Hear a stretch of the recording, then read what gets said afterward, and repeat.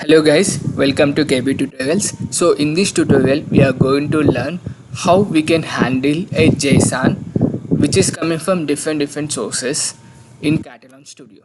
So the different sources could be like when you hit a URL the response will be coming directly, so that is one source, that is URL. And sometimes that response is written to a file, then you can directly use that file as an input for the JSON, so that could be another source.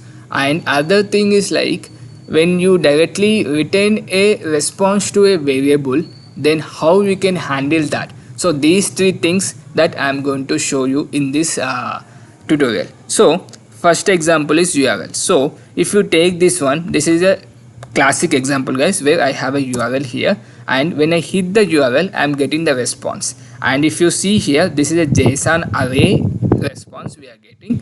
Okay, so how I am going to resolve this issue. So this is how I am going to, not resolve, how I am going to handle this kind of scenario.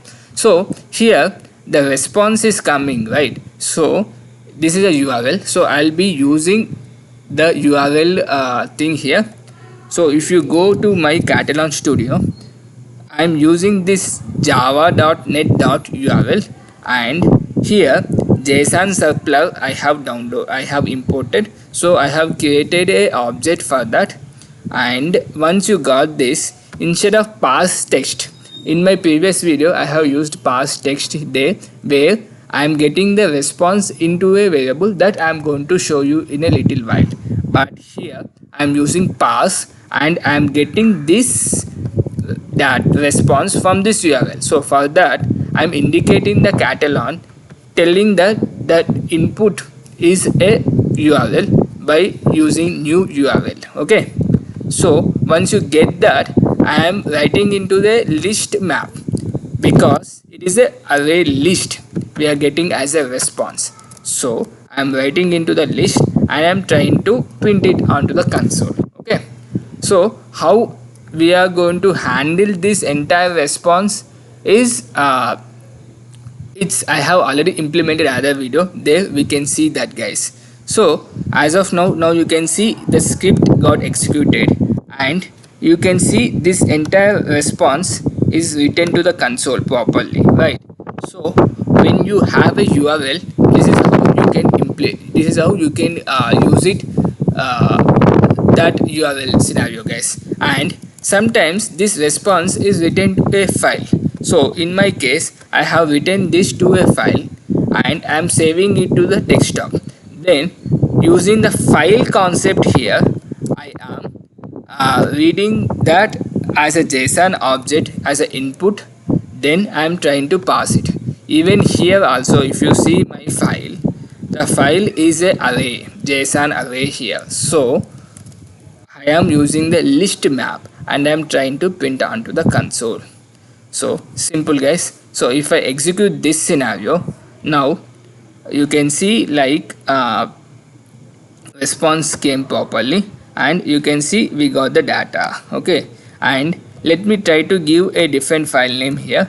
In that scenario, what should I get? I should get an exception like file not found. So you have to handle that scenario as well. Now you can see we got this, it is laying like cannot find this file in a specified path. Okay, so you have to handle that scenario as well.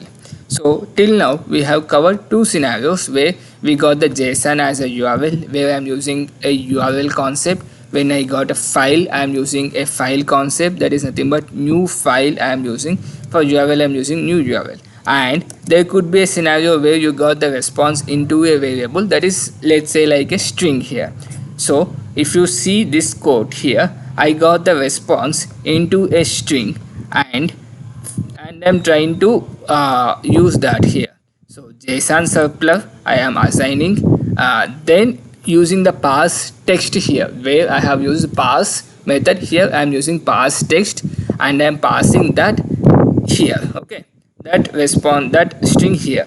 In my previous thing, what I am doing, I am simply using this file or the URL directly. Okay, here when you are passing from a variable, you have to send that variable.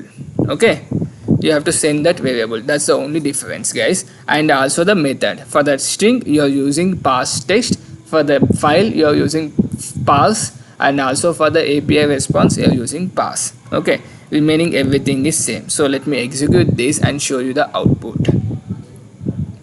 Now you can see it is started executing and we got the output properly. Now you can see we got the output. Okay, so these are the three different ways that JSON could come, guys. So if you know how to handle this, that could be really helpful for any kind of scenario in your project. So I hope it's informative for you guys. If you like this video, please like, share and subscribe to my channel for more tutorials like this.